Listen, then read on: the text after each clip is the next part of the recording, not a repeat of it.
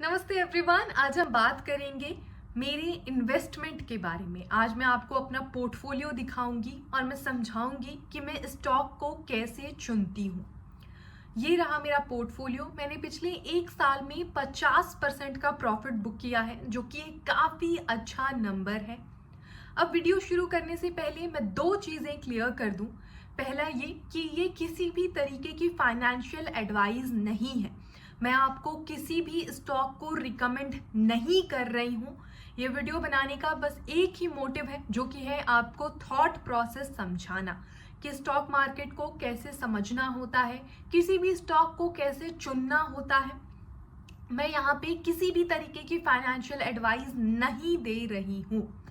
जो दूसरा पॉइंटर है वो ये है कि ये सारे ही स्टॉक जो मेरा पोर्टफोलियो है वो यूएस मार्केट पे बेस्ड है। आप जिस भी मार्केट को बेटर समझते हैं आपको उसके अंदर में इन्वेस्ट करना है। आपको यहाँ से बस थॉट प्रोसेस को समझना है। मैंने इंड मनी ऐप का इस्तेमाल किया था इस इन्वेस्टमेंट को करने के लिए।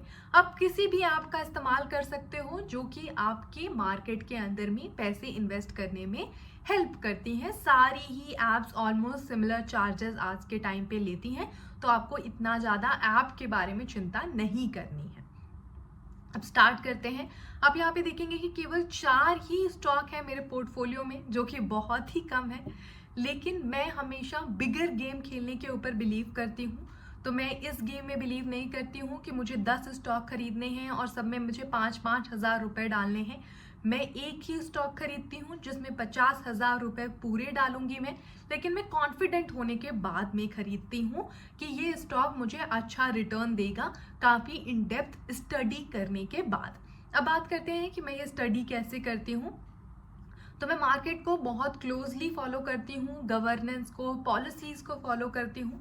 जैसे कि आप देखेंगे सोफी टेक्नोलॉजी जो मेरी टॉप होल्डिंग है मेरे पोर्टफोलियो में, उसको मैंने कैसे फाइंड किया था। तो जब यूएस के अंदर में सरकार बदली थी, जब ट्रम्प की सरकार आने वाली थी, तो पहले से ही ये क्लियर था कि जो भी फेडरल इनिशिएटिव है यानी कि गवर्नमेंट स्कीम जो होती है, जो लोगों को सहायता प्रोवाइड की जाती है, उस चीज के अंदर में बहुत बड़ा क्रैक डाउन होगा, प्राइवेट चीजों को प्रमोट किया जाएगा। तो सोफी टेक्नोलॉजी एक प्राइवेट लैंडिंग ऐप है, यानी लोगों को पैसे लोन के रूप में ये ऐप जो है वो देती है। तो बच्चों को जैसे स्कूल में जो पढ़ते हैं या फिर हेल्थ मेजर्स के लिए जो भी लोग पैसे लेते हैं, गवर्नमेंट अपनी फेडरल पॉलिसीज को, स्कीम को बंद कर देगी तो इनकी ज़रूरतें तो कम नहीं होंगी ना, इनकी ज़रूरतें हमेशा उतनी ही रहेंगी। तो लोग फिर प्राइवेट बैंक से, प्राइवेट लेंडर्स के पास में जाएंगे। तो इस वजह से मैंने ये सोफी टेक्नोलॉजी की स्टॉक को चुना था, क्योंकि ये बच्चों के ऊपर में, स्टूडेंट एजुकेशन लोन के ऊपर में काफ़ी अच्छे फीचर्स प्रोवाइड करती है। तो उनकी अमोंग ये बहुत ज़्यादा पॉपुलर है। तो ये मुझे मार्केट को, गवर्नमेंट को फॉलो करके समझ में आया कि ये स्टॉक बहुत अच्छा परफॉर्म करेगा, और टाइम के साथ स्टॉक ने बहुत अच्छा परफॉर्मेंस दिया है। अपनी जो रीसेंट क्वार्टर की जो अर्निंग्स है, ये इनकी हाईएस्ट अर्निंग्स है आज तक की। तो अगर मार्केट ऐसा ही जाता है जैसा हम अज्यूम कर रहे हैं, तो फिर ये स्टॉक आगे भी बहुत अच्छा परफॉर्म करेगा। अब आते हैं मेरे सेकंड इन्वेस्टमेंट के ऊपर में, जो कि है एनवीडिया। तो एनवीडिया जो है वो एआई कंपनी है एक, जो कि हार्डवेयर बनाती है, जैसे कि जो कंप्यूटर के चिप्स होते हैं उनको बनाती है। तो जैसे जैसे एआई का डेवलपमेंट होगा, मॉडल्स ट्रेन होंगी। ये मॉडल बहुत बड़ी होती है, इनको ट्रेन करने के लिए बहुत ही बड़ा इंफ्रास्ट्रक्चर चाहिए होता है, और इन इंफ्रास्ट्रक्चर को रन करता है, फ्यूल करता है चिप्स, जो कि बनाती हैं एनवीडिया, टीएसएमसी, एएसएमएल जैसी कंपनीज।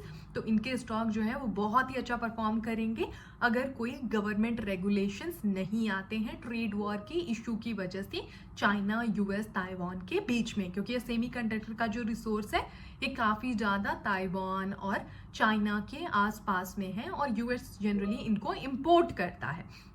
तो यहाँ पे ये इश्यूज हैं जिनको आपको कंटिन्यूअसली ट्रैक करता रहना पड़ेगा। लेकिन एआई की ये कंपनीज जो हैं ये बहुत अच्छा परफॉर्म करेंगी, ये तो बहुत क्लियर है। अब जो तीसरी कंपनी है वो है माइक्रोसॉफ्ट। तो माइक्रोसॉफ्ट एक ऐसी कंपनी है जिसने 40 साल से टेक्नोलॉजी के अंदर में अपना वर्चस्व कायम कर रखा है। अभी भी एआई के अंदर में माइक्रोसॉफ्ट काफ़ी अच्छे से डेवलप कर रहा है, को पायलट बहुत अच्छा परफॉर्म कर रहा है। इसकी जो इंटरप्राइज जो फीचर्स हैं वो बहुत अच्छी हैं। तो जो भी मेजर कंपनीज हैं जैसे कि एक्सेंचर हो गया या फिर डिलॉयट हो गया, कोई भी कंपनीज हैं जो कि खुद में एक बहुत बड़ी जायंट है, इनका जो इंफ्रास्ट्रक्चर है, जैसे ये टीम्स यूज़ करती हैं, पावर पॉइंट यूज़ करती हैं, माइक्रोसॉफ्ट डॉक यूज़ करती हैं, इनका पूरा माइक्रोसॉफ्ट इंटरप्राइज के ऊपर चलता है। और यहाँ पे एआई के फीचर्स लाके इन कंपनीज को ये बहुत अच्छे से विन कर सकते हैं। तो ये मेरा जो काम होता है उस बेसिस पे मैंने इसको सेलेक्ट किया है, क्योंकि मैं डे बाय डे यूज में इसको खुद भी इस्तेमाल करती हूँ। अब जो चौथी कंपनी है वो है टेस्ला। अब ओपन एआई जो कंपनी है, जो सबसे बड़ी एआई की कंपनी है, वो खुद तो लिस्टेड नहीं है। तो उसके बाद जो दूसरी सबसे बड़ी एआई की कंपनी आती है वो होती है एक्स एआई।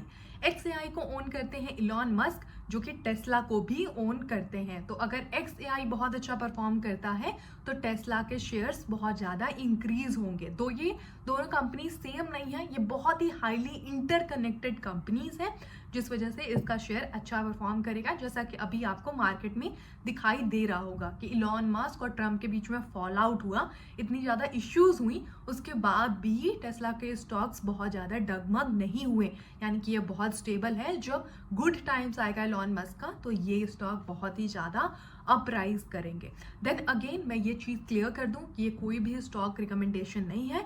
यहाँ पे बस मैंने आपको समझाया है कि मैं स्टॉक को कैसे समझती हूँ, कैसे खुद को कंटिन्यूसली अपडेटेड रखती हूँ मार्केट के साथ, अपनी नॉलेज को कैसे इम्प्रूव करती हूँ। आपको भी ये चीज़ करनी है। आप माइंडलेस ट्रेडिंग नहीं करें कि आपको किसी ने कुछ बोल दिया और आपने जाके स्टॉक खरीद लिया। आप जब खुद उस फील्ड के अंदर में इन्वेस्टेड रहेंगे, उस फील्ड के अंदर में लर्निंग करते रहेंगे, जैसे मैं एआई के अंदर में, जियोपॉलिटिक्स के अंदर में लर्निंग करते रहती हूँ, तो मेरी स्टॉक की नॉलेज भी काफ़ी इम्प्रूव हो गई है। तो आपको अपने इंटरेस्ट का फील्ड चुनना है और उसके अंदर में स्टॉक के ऊपर में नज़र रखनी है। That's pretty much about it. Hope it was helpful. Thank you.